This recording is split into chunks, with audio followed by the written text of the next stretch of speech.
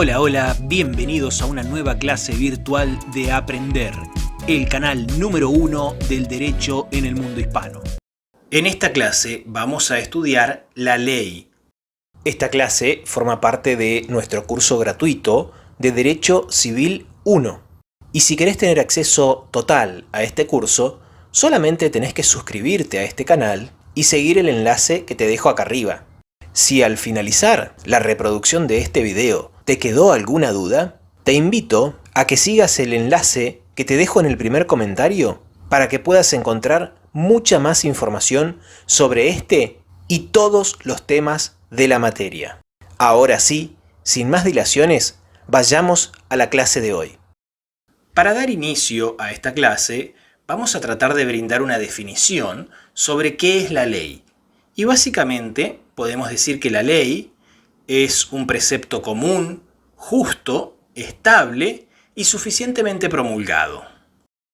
Y sus principales características son que es obligatoria, es general, es justa y es auténtica. Es obligatoria porque posee un carácter imperativo y la obligatoriedad es para todos los que habitan el territorio de la República, sean ciudadanos o extranjeros, sean domiciliados o simples transeúntes.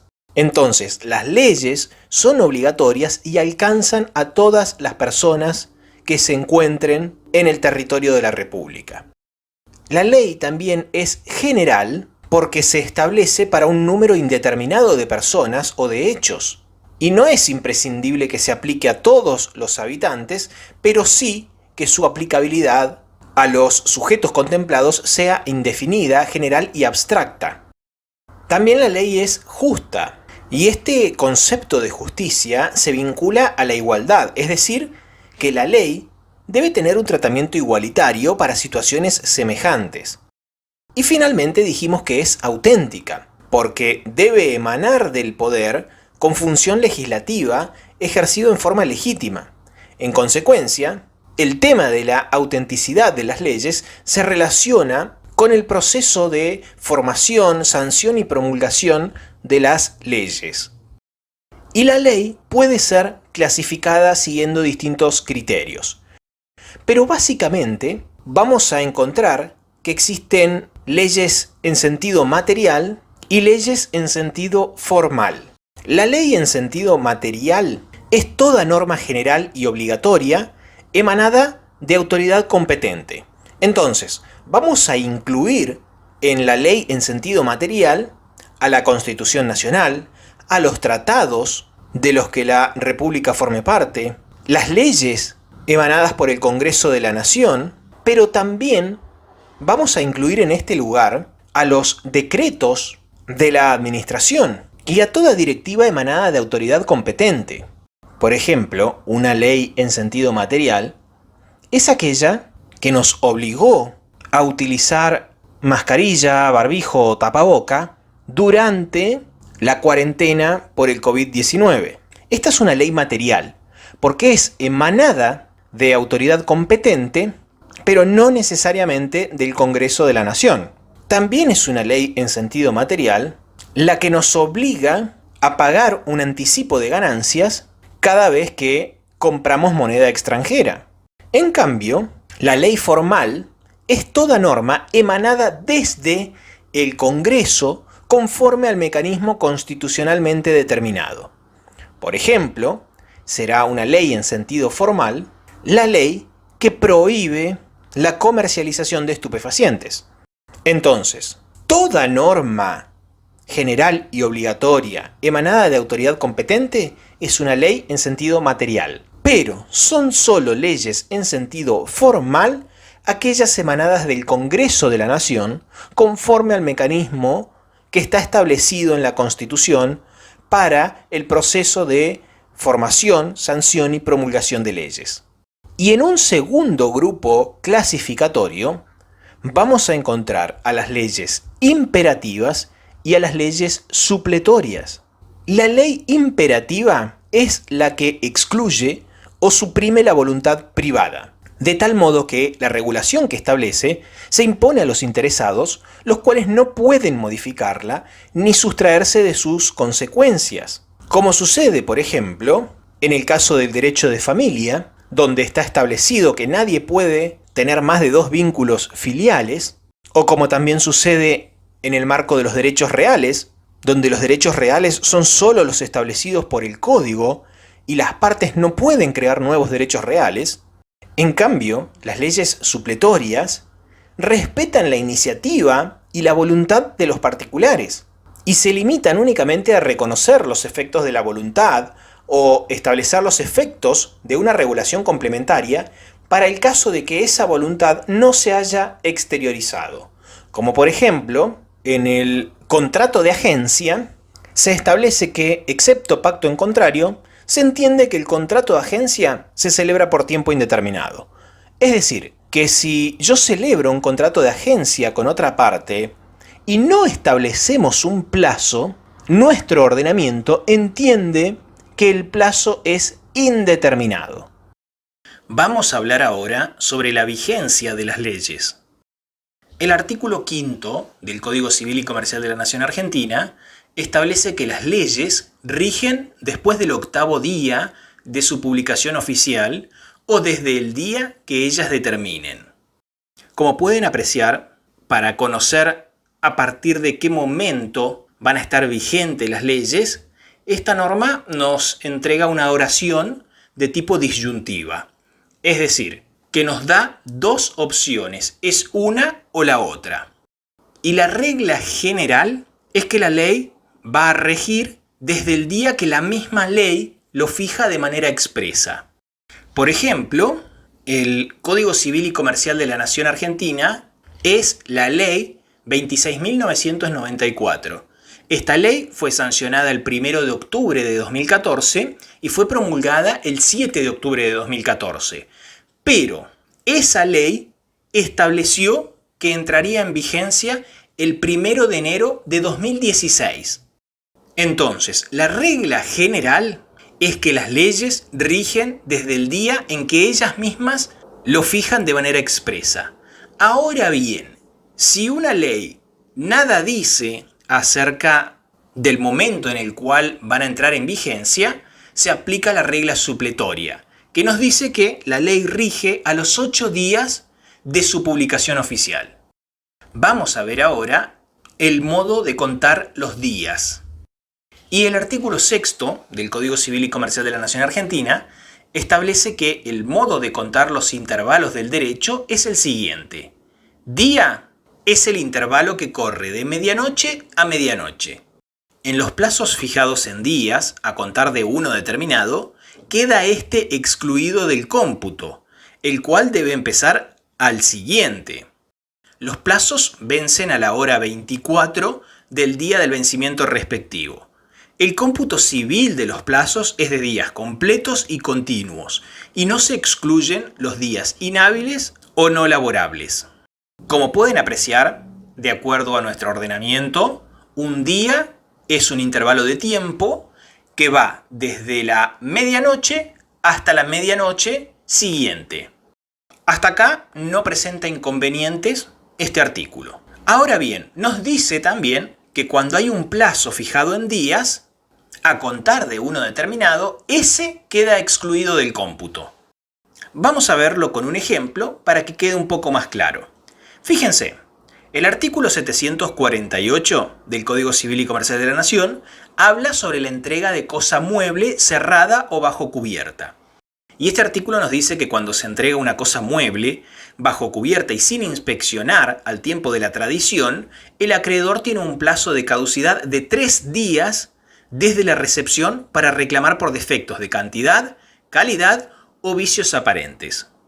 Por ejemplo, imaginemos que yo hago una compra de elementos de librería para mi estudio jurídico y el día 1 de enero de 2024 me entregan 2 cajas llenas de estos elementos de librería.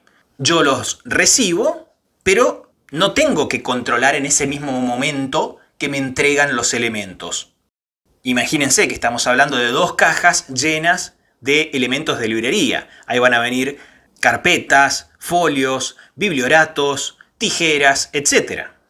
Entonces, si yo no tengo el tiempo en ese mismo momento de controlar estos elementos, el código me brinda la posibilidad de hacerlo en un plazo de caducidad de 3 días. Entonces, yo recibí estas cajas el día 1 de enero de 2024.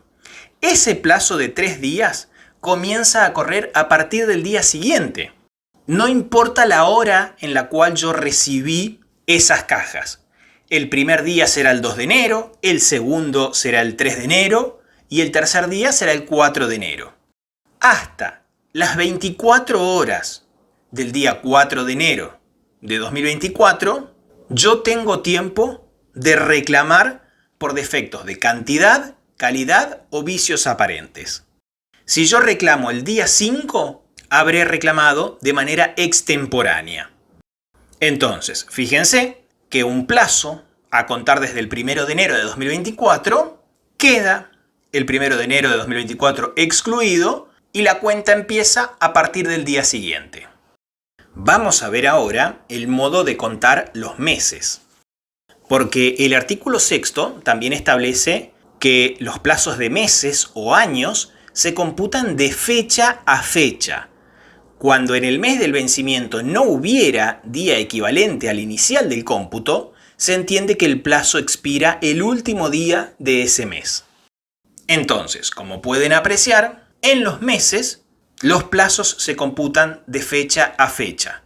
Por ejemplo, el artículo 2341 del Código Civil y Comercial de la Nación habla sobre el inventario y nos dice que el inventario debe ser realizado en un plazo de 3 meses desde que los acreedores o legatarios hayan intimado judicialmente a los herederos a su realización.